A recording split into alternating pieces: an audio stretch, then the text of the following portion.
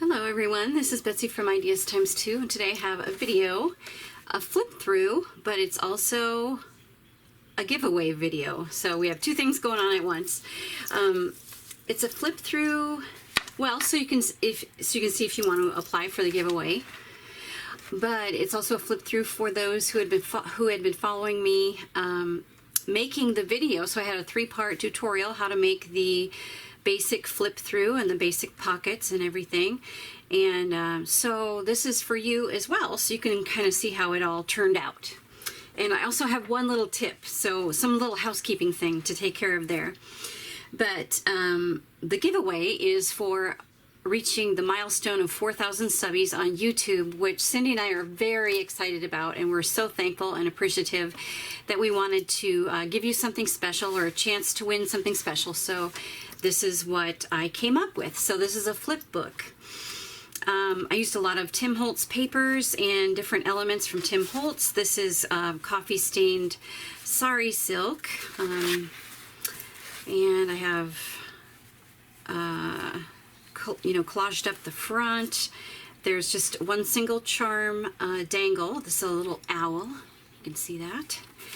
And there are some decorative elements on the back as well, on the back cover. So let's just crack this open and I'll show you what I came up with for the inside of this book, and the different things I put in the pockets and that type of thing, so you can see.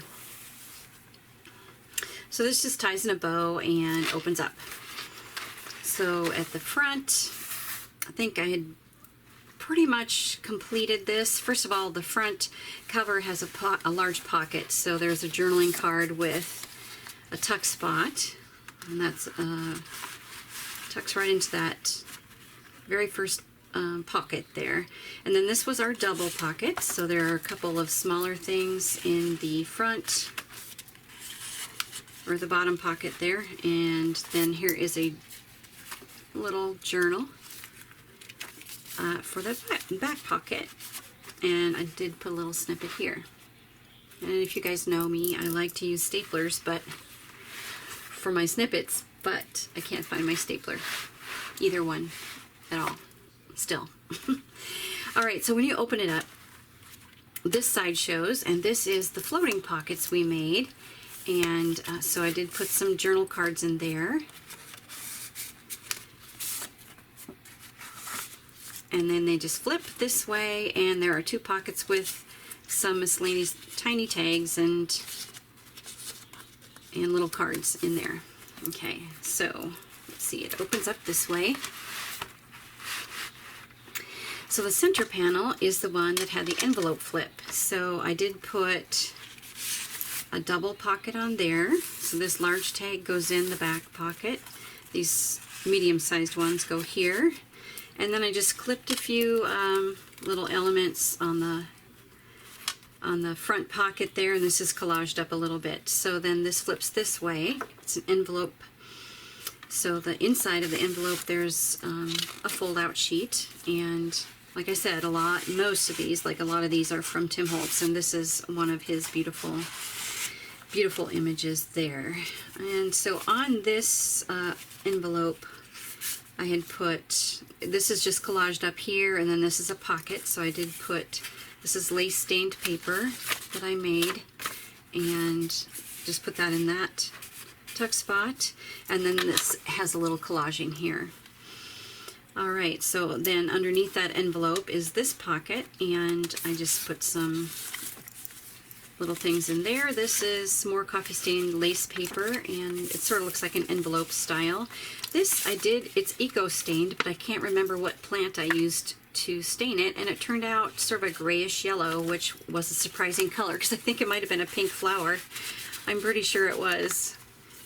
It's just funny how those things work out sometimes. That's what makes it so interesting. The eco dyeing is fun, and you never know what you're going to get. So just put a little Tim Holtz butterfly on there. So that folds back up, and then this is one of the flips of the main part of the book. So this flips up like this.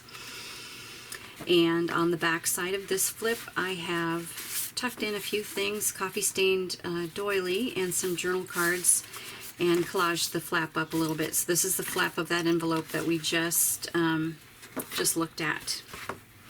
All right, so then underneath the flip on the second panel here, I had made the notepad, which I made with you guys, and in order to keep that in, I decided to make a button and string closure on this flap unit here, and I put a tuck spot up here on this flap, on the outside of this flap, and just tucked a few things in there.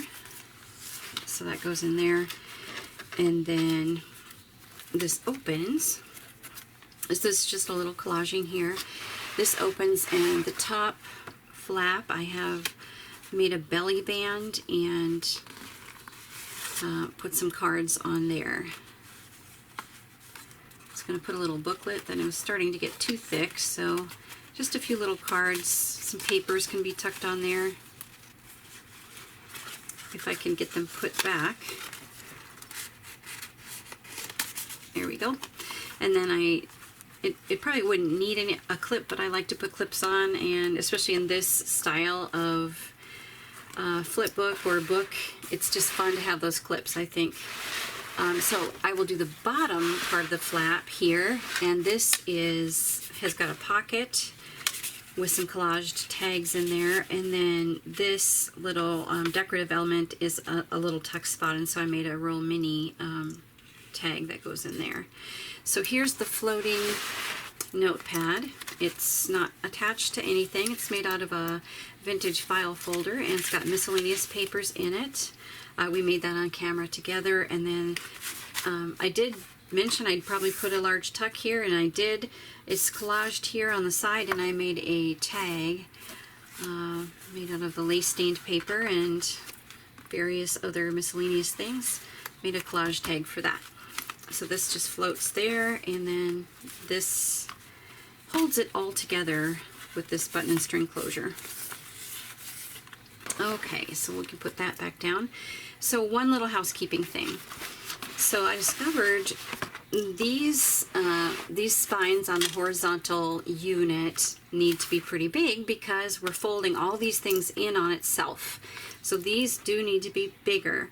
However, the two flaps that I made that came off of this main panel, or the main base part here, don't need to be quite as wide.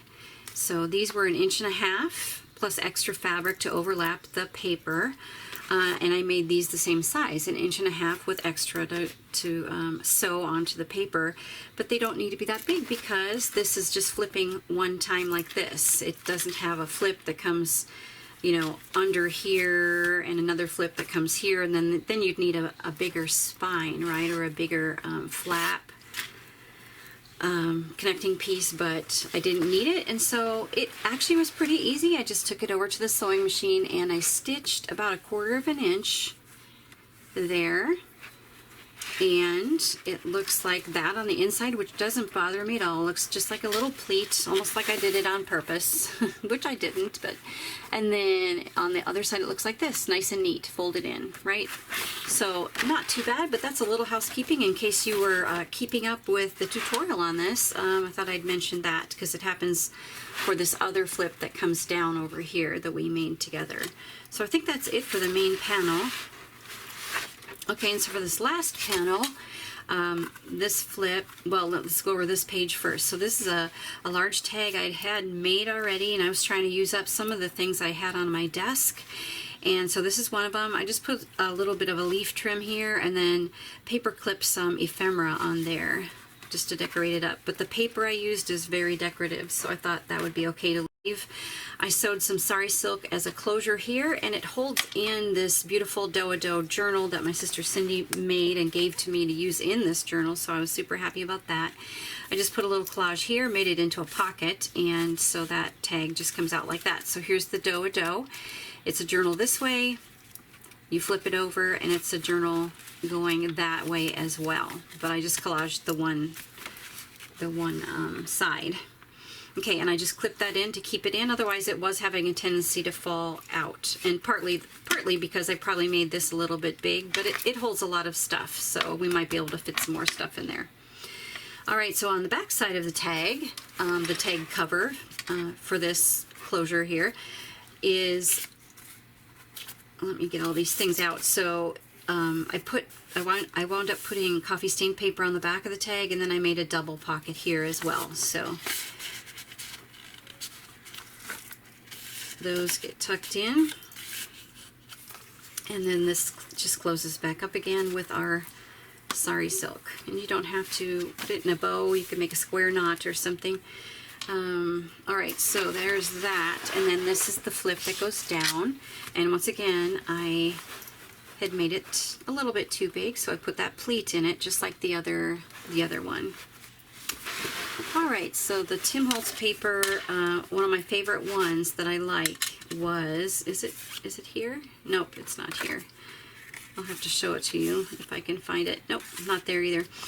Anyway, I was trying to explain it. It had the birds in the corner, but it had these beautiful leaves. Well, I thought these leaves would make a really cool tuck spot, so so these two leaves came from one piece of paper, and then I just made this shape out of a whole different piece of paper, just sort of to tie it all together and to use three. I thought that would be good. I did wind up putting a little bit of glue under this edge here to help everything stay nice and snug, but you have a potential of 3 different places where you can tuck things in on this little tuck spot page. Okay, and then, so that's the back side of the flip. Okay, and then this is the last panel in our horizontal row here. So this was our pull-out. This was our pull-out section, where we had 4 pieces of paper that we taped together with washi tape, using glue as well, so it keeps it nice and snug. So this first page, I just clipped this because the colors went so well. I thought that was a fun look. And then this side, I have made a tuck spot out of a book page. There's a little butterfly glued on, and there's a coffee stained index card and a piece of paper. And on the second portion of the fold out is a pocket, and I just did a little collaging here with Tim Holtz collage paper. Oh, here's the one. So this is one of my favorite Tim Holtz sheets. Isn't that pretty? And you know, it comes in different sizes. It comes in 12 by 12, and then he also has like the journal cards in different sizes, and so it's just a wonderful. I just love it. Like, this is my favorite one. But you can see this is the small version. Keep in mind, but here are the 2 little leaf shapes that made me think of that tuck spot down there. So it's just a little side note there, but so pretty. Can't go wrong. Okay, and then fold out again. This is a tuck spot. Once again, I've got some coffee stained index cards. And then this one I made a belly band and have just tucked, it's like 2 journal cards, and I kept them attached together, so they made just like a little booklet form here. And then I did not glue this straight down on the paper. I glued it on 3 edges and made another pocket here. And so this is pretty plain. I had to sort of keep it plain because this was a little bit of a snug fit. So I didn't want to make that too difficult to get back in the pocket.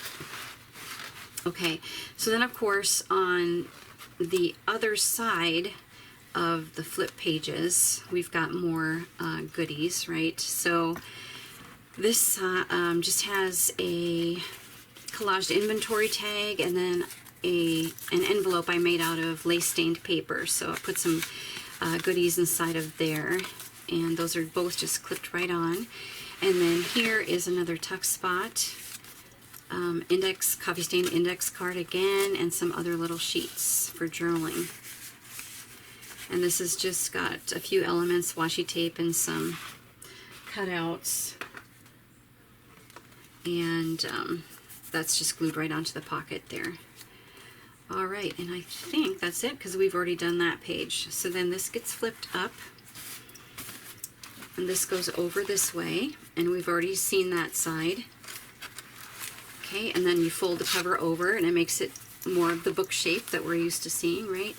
But then on the back of the book, I also have a large pocket, and there are some things tucked in here. There's a large tag with a tuck spot, and this is avocado stained paper, so that gets tucked right into there. So all in this back pocket. All right, and that is our giveaway.